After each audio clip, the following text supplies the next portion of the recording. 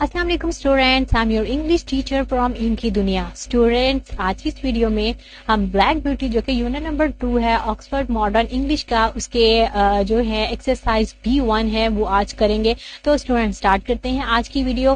Page number 22 पर देखिए हमारे पास एक्सरसाइज बी है और एक्सरसाइज B1 का जो टॉपिक है हमारे पास वो है वर्किंग विद वर्ड्स। अब वर्ड्स के साथ हमने वर्ड्स पर वर्कआउट करना है। किस तरह से कि कुछ वर्ड्स हमारे पास दिए गए स्टेटमेंट है कि below are some words and expression from the passage with the help of a dictionary and after reading the words again in their context give the meanings of each. यानी कि यहाँ पर ये बताया जा रहा है कि कुछ वर्ड जो कि यहाँ पर दिए गए पेज नंबर 22 पर ये दिए गए हैं टेक्स्ट से। तो स्टूडेंट टेक्स्ट से हमने जितने भी वर्ड्स हैं उनके जो लिए गए हैं पेज नंबर 22 पर आप देख सकते हैं मेंशन है, उनके हमने वर्ड्स मीनिंग लिखने हैं। तो मैं आपको बताती हूँ कि फर्स्ट जो हमारे पास वर्ड है वो है मैडो। अब मैडो का मीनिंग क्या होता है, कुछ आपको आइडिया है स्टूडेंट्स? मैडो इसका मतलब होता है ग्रास लैंड।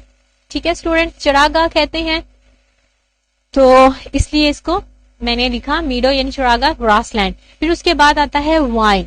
अब वाइन का मतलब क्या होता है? ओके स्टूडेंट्स, तो वाइन का मतलब क्या होता है? वाइन का मतलब होता है क्राई, यानी यहाँ पर जो वाइन है कुत्तों का जो भौंकना है उसको कहा गया है। इसके अलावा आप यहाँ पर ग्रॉन भी लिख सकते हैं। आफ्टर डेट वर्ड है हॉर्स बैक। अब हॉर्स बैक का मतलब होगा ऑन अ हॉर्स, यानी कि घोड़े के ऊपर बैठना। फिर उसके बाद हमारे पास वर्ड है स्नोटेड। अब स्नोटेड का मतलब क्या होता है?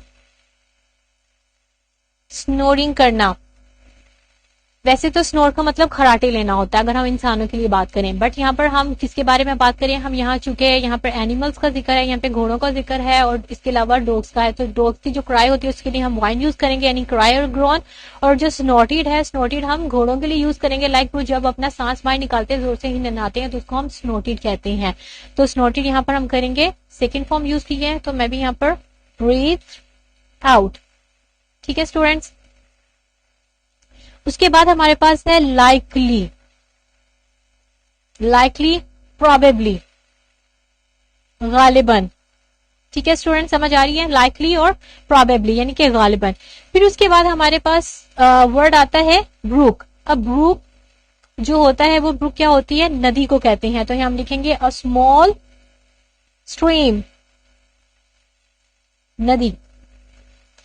इसमें नदी का भी जिक्र हुआ था इस चैप्टर में। उसके बाद हमारे जो लास्ट वर्ड है एस्टोनिश्ड। अब एस्टोनिश का मतलब है कि he is astonish, he is surprised, तो यहां हम लिखेंगे सरप्राइज्ड। ओके स्टूडेंट्स, फिर उसके बाद हमारे पास है एक्सप्रेशंस। अब एक्सप्रेशंस क्या है? लाइक हम जो बात करते हैं, जो हमारे पास वर्ड्स आते हैं, जो हमारे पास फ्रेजल वर्ड्स होते हैं, फ्रेजल वर्ड्स होते हैं, यानी कि जो मेन वर्ड होता है, जो वर्ब होता है उसके साथ हमारे पास प्रेपोजिशंस होते हैं, या हमारे पास एक्सप्रेशन होते हैं यानी इडियम्स होते हैं, लाइक एक से ज्यादा वर्ड्स का मिक्सचर होता है। अब यहाँ पर प्रिक्ड अप हिज ईयर्स। अब मैं यहाँ पर दूसरी साइड पर लिख रही हूं, ये हमारे पास ए पार्ट था, ठीक है वर्ड्स का। अब यहां पर हमारे पास है बी पार्ट एक्सप्रेशंस का। तो स्टूडेंट्स यहाँ पर है प्रिक्ड अप हिज ईयर्स, यानी कि अपने जो कान है वो खड़े करना, तो यहां पर हम कहेंगे इसका मीनिंग होगा पेड अटेंशन टू। अब यहाँ पे स्टूडेंट हमारे पास है प्रिक्ड, सेकंड फॉर्म है तो हम भी पेड करेंगे, यानी कि तवज्जो से सुनना, बात को गौर से सुनना। जब हम बात गौर से सुनते हैं तो हम एक्टिव हो जाते हैं, हमारे कान भी एक्टिव हो जाते हैं। तो यहाँ पर ये बात की गई है कि यहाँ पर घोड़ों को आवाज आई थी कुत्तों की, ठीक है, तो इस वजह से उनके कान जो है वो मतलब उन्होंने बहुत तवज्जो से उनकी आवाज सुनी थी। फिर हमारे पास एक्सप्रेशन है लॉस्ट द सेंट। अब लॉस्ट द सेंट का मतलब क्या होता है?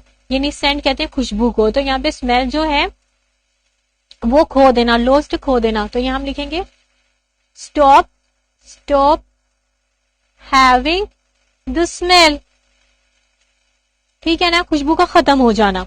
उसके बाद हमारे पास सी में आप देख सकते हैं कि नेक्स्ट है वाइल्ड विद फ्राइट। तो वाइल्ड विद फ्राइट का मैंने प्रीवियस वीडियो में आपको मीनिंग भी बताया, इवन टेक्स्ट भी, आपको टेक्स्ट के बारे में भी आपको एक्सप्लेन किया था टेक्स्ट में कि वाइल्ड मतलब क्या होता है, जंगली, लेकिन वाइल्ड विद फ्राइट, फ्राइट कहते हैं डर से, यानी एक्सट्रीमली जो कोई डर जाता है एक्सट्रीम हद तक, उसको क्या कहते हैं कि एक्सट्रीमली स्केयर्ड, बहुत ज्यादा खौफजदा हुआ, यहाँ हम लिखेंगे।